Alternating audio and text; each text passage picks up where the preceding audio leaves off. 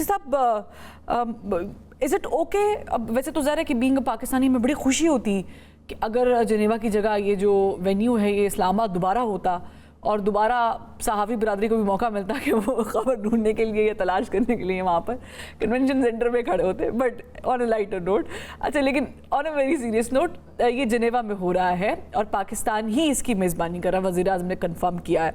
अच्छा, to my information, जैसे कि अभी एम्बेसडर साहब ने भी कहा कि कुछ स्पॉयलर्स है, कुछ स्पॉयलर्स नहीं चाहते थे कि ये पाकिस्तान में दोबारा वापस आए या हो। उसकी बड़ी वजह यह है कि इतना बड़ा क्रेडिट पाकिस्तान को दिया जा रहा है, यही हज़म नहीं हो रहा, और अगर ये सब कुछ पाकिस्तान में ही हो जाता तो शायद तो बिल्कुल ही हज़म नहीं होता। यू मे अग्री और disagree with the information that I gave. आप कैसे देख रहे हैं जुमे को जो ये होने जा रहा है, एक बड़ा मुआहिदा जिसमें इनिशियली 2-3 जो पॉइंट्स जो अभी एम्बेसडर साहब ने भी डिस्कस किए हैं, उस पर कम से कम कॉन्फ्लिक्ट ख़त्म होता दिखाई दे रहा है?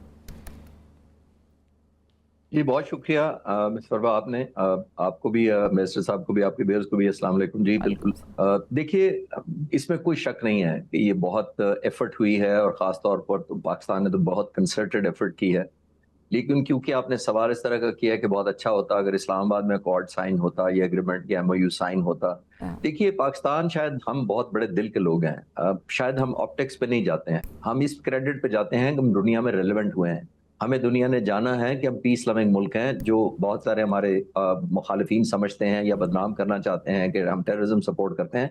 हम टेररिज्म नहीं, सिर्फ दुनिया के किसी कॉन्फ्लिक्ट में अपनी कंट्रीब्यूशन करना चाहते हैं और कामयाबी से भी अल्हम्दुलिल्लाह कर पाए हैं। तो आई थिंक इसमें ये ज्यादा क्रेडिट है। इसमें कोई शक नहीं है कि इस्लामाबाद होता तो एक मीडिया पूरा दुनिया का उमड़ आता, कवरेज होती, एक रेलेवेंस मिलती। लेकिन अभी भी इसमें कोई शक नहीं है, वो ऑप्टिक्स में उसको लूंगा, लेकिन अभी भी दुनिया सबको पता है कि किसने सबसे ज्यादा सीरियस कोशिश की है, कौन सा मुल्क था जिसने दोनों साइड्स की क्रेडिबिलिटी और ट्रस्ट अर्न किया है। और बड़ी डाइवर्जेंट किस्म की ये इंटरेस्ट थी। देखिए, जब ये 80s में जंग हुई, कोई 70s में हुई, वर्ल्ड वॉर हुई, मीडिया ना होने के बराबर होता था। जो एक चैनल रिपोर्ट करता था वही देख लेते थे। अब इतना मीडिया था, सोशल मीडिया का प्रेशर था, रोजाना प्रेसिडेंट ट्रंप बयान दे के रोजाना खबरों में आ जाते थे। तो आप एक्सपेक्ट करें कि हाइप कितनी क्रिएट हो चुकी, तवक्कुआत कितनी हो गई थी। जो ईगो बहुत ज्यादा दोनों लड़ने वाले मुल्कों की भी बहुत ज्यादा डेवलप हो गई थी, तो उसको सबसाइड करना, कूल डाउन करना, ये बड़ा इंपॉर्टेंट रोल था। ये आसान नहीं था, क्योंकि आप एक ग्लास हाउस के अंदर बैठे हैं, जब आप 50,000 लोग नहीं है, 8 बिलियन लोग एक ग्लास हाउस की तरफ देख रहे हैं कि आप क्या कर रहे हैं। आपकी हर मूव, हर जेस्चर, हर मूड और हर आप फेशियल एक्सप्रेशन को इंटरप्रेट किया जा रहा है। इनमें ये मुज़ाकरात करवाना, इस कामयाबी से आई थिंक ये ज्यादा बड़ा क्रेडिट है कि पॉसिबली, मैं तो अर्ज किया कि आइडियल होता, लेकिन अगर नहीं भी है तो I think we rise beyond that stature कि हमें हमारे फिजिकली इस्लामाबाद आएंगे, हम अपने कंट्रीब्यूशन पर हमें फख्र करना चाहिए। हाँ, नहीं, लेकिन वो जो मैंने इन्फॉर्मेशन चाहिए वो इसलिए है कि फिर तो जो स्पॉयलर्स हैं या जो नाकिद हैं, अब ज़ाहिर है कि उसके क्या ही नाम ले, वो तो बिल्कुल वफात पा जाते अगर ये इस्लामाबाद में दोबारा हो जाता। उनके लिए तो ये शायद जस्टिफाई करना बहुत मुश्किल है, क्योंकि इस वक्त अगर हम ख़ास करके एक्स देखें तो बहुत सारे हमारे जो इंडियन जर्नलिस्ट हैं जिन्होंने पिछले साल मई कॉन्फ्लिक्ट में लाहौर पोर्ट में आग लगाई थी, वो शायद इस वक्त आग जो है वो कहीं और महसूस हो रही है, तो वो उस कॉन्टेक्स्ट में कहा जा रहा है। इसके अलावा भी खैर, एनीवेज, बट इम्पॉर्टेंटली एम्बेसडर साहब, जी, you want to add something? जी नहीं, मैंने आखिरी जुमला ऐड करना था, क्योंकि अब लाइटर बातें कर रही हैं तो हो सकता है उन्होंने अपने एक दोस्त के थ्रू करवाया हो, नेतन्याहू के थ्रू, कि कम से कम इतनी तो इंसल्ट ना करो। This is just on the lighter note. नहीं, ये जगह ही बदलवा दो अगर। बट ये सीरियस भी है। उसकी वजह ये है कि जो इजराइल कर रहा है उसके बाद से लग तो ऐसे रहा है कि स्पॉइल करने की कोशिश की जा रही है। लेकिन अमन मुआहिदे के बाद जो है वो आइंदा 50 बरस तक मशरिक़ वुस्ता को मुकम्मल तौर पे नहीं, बिल्कुल ये बदल के रख देगा मुआहिदा। ये मैंने ये जेडी वेंस कह रहे हैं। एम्बेसडर साहब, कैसे बदल के रख देगा, क्या देख रहे हैं आप?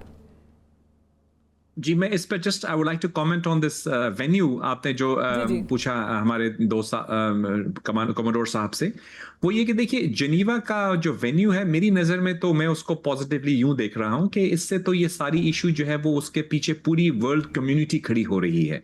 अगर वो इस्लामाबाद में होता तो वो अच्छा होता एक पॉइंट ऑफ व्यू से, लेकिन दूसरा पॉइंट ऑफ व्यू ये भी है कि maybe it would have been viewed as a localized agreement.